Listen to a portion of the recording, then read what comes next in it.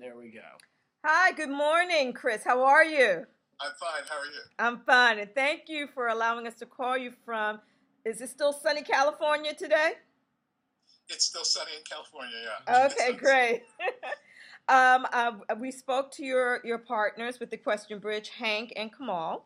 And I want to pose some questions to you about the installation we're doing here at the African Burial Ground, but I wanted to first give you an opportunity to introduce yourself, to state a little bit more about the work that you've been doing. And Hank made it very clear that we needed to ask you about the concept of the Question Bridge because it was your baby. Oh, I see. Yeah, I see. Sure. Well, the reason Question Bridge exists is because years ago, I guess it was 1996, I was commissioned by the Museum of Photographic Arts in San Diego to do a project that in some way related to the Black community. And as an artist, growing up in New York, I realized that one of the key issues for the Black community was the division between those whose lifestyles have them focused primarily within the community. Their aspirations and their identities are associated with what we consider to be sort of community values, and those who've really moved into the mainstream white world. And so I tried to come up with a strategy for connecting those two disparate groups of African Americans, and I created the Question Bridge concept around trying to address that issue. And so what Question Bridge does, if you've seen it, is allow people to record questions that they carry for the other group on video, and then the project brings those questions to the other group on their behalf, and someone answers that question.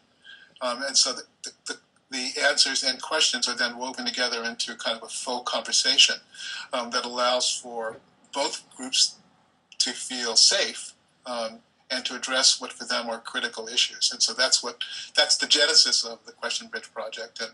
And since the collaboration with Hank began about 4 years ago, we've been focusing on Black males. And that's the installation that's going to appear in Brooklyn and Oakland and at Sundance. And so that's a very quick summation of the Question Bridge project. Well, tell me a little bit about the artwork that you do, because you said you were commissioned by the San Diego institution. So what type of artwork, what medium do you normally work in?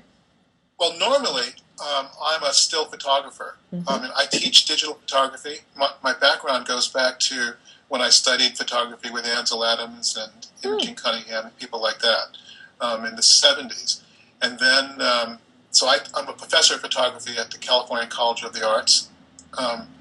And so my personal artwork is really based in photography, but then in 1992 I did a collaboration with a major performance artist who came to my school as a dean. Her name is Suzanne Lacey. Oh, and wow. We did a project. Do you know her? I've heard of her, yes. Yeah.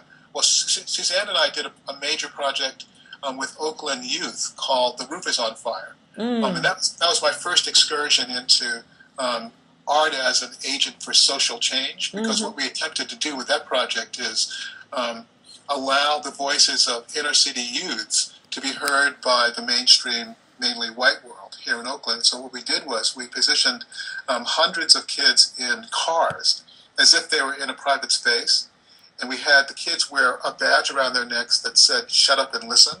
Wow. And the kids were prompted to simply have a conversation about issues that were relevant to them, relating to drugs and crime and sex and all the things that they have very complex ideas about. And the audience were told simply to eavesdrop on these conversations. And so that project worked really well. The mainstream white audience, primarily, that came and saw the kids really gained insight into their thinking. And so I realized through that project that listening is a very powerful action. But it's also kind of passive. I mean, a person who willingly listens to someone else is being generous in the way they receive information. But often what they hear raises in them an impulse to want to question. So I realized when I was given the opportunity to do something else, I realized, well, maybe what I'll do is put a more active form of being generous at the heart of this project, which is asking a question. Like, for example, you asked me a question, which is why you are now listening. So I realized, well, maybe there's something in this process of asking a question that could activate a new and interesting form of discourse. And so that's where the idea for Question Bridge came from. I thought, well, what if I put questions at the heart of a project, but in a setting that makes it safe for people to ask what for them are essential questions. And so it was an experiment in 1992, and it's proven to be a very powerful form as it appears in Question Bridge that's existing now in the museum installations. Okay. Yeah. Wow, that was powerful. So the installation that we're doing at the African Burial Ground is with the French artist Patrick Singh. And Okay. he uses portraits. And I know you've been privy to looking at some of those images by Patrick. And so I wanted to ask you, how did you feel as an artist looking at these two-dimensional works and how it spoke to you? Because you do both photography as well as digital/film. Yeah, and that's interesting that you asked because portraiture is my specialty as an artist, as a still artist. But I could point you to something I work that's in my studio here. I saw that in the back. Yeah, that's my mother that you're seeing in the distance on the wall there. I mean, so portraiture really is sort of at the heart of my personal practice. So I really have a lot of respect for people who attempt to do portraiture in a two-dimensional form. That is my medium, and I know that's true of Hank as well, in large part. So yeah, I'd be happy to talk about the little bit of Patrick's work that I've seen online. And he's obviously a very talented, highly motivated painter. There's no question about that. I mean, I think his technique is. I mean, I don't really feel qualified, to comment in a formal way about painting because I'm not a painter. But your question has to do with how his works deal with issues of personal identity. Is that what you're interested in? Okay.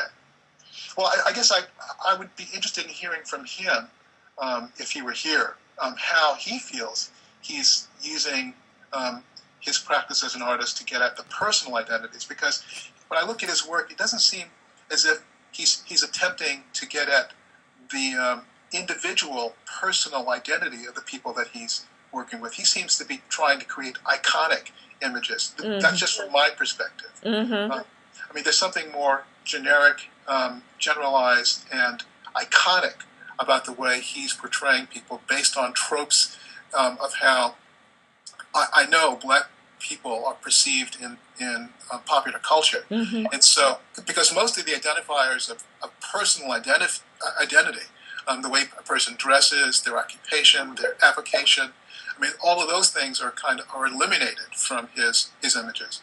And so I wouldn't, seeing his work for the first time, think that it was his intention to try to elicit from these people who they are or how they perceive themselves as individuals.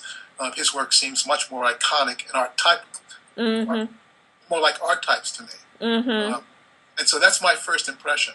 I don't know if that's helpful, but that's well, you're not the only artist who felt that his work was very iconic, but they also felt that by making the portraits very iconic, that it kind of added a layer of dignity to the people and allowed people to spotlight the subjects as individuals and not as a group. So that's why I was asking about it in relationship to identity, because your partner, Kamal, felt like oftentimes people of color are lumped in a group.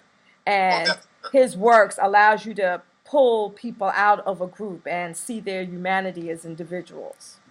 Well, I can tell, because most of the ones that I'm seeing here online are individuals. So he's trying to deal with a specific person. But you asked me a question about personal identity. Not just them as an individual human being. The question is, how much can I derive about who this person thinks they are, or how they want me to perceive them? What can I learn about them as an individual from? And again, most of the identifiers of a person, other than the way they simply look, are eliminated. Like for example, he uses a very similar formal treatment for different people. his painting style doesn't change too much between one person and another. And so that would suggest to me as if he has, a skillful approach as an artist that he applies to black people, men and women, as he perceives them. So that has the effect of kind of generalizing the way it seems to me he is choosing to portray a variety of different people. The other thing is, as I said, there isn't much to indicate about who this person is.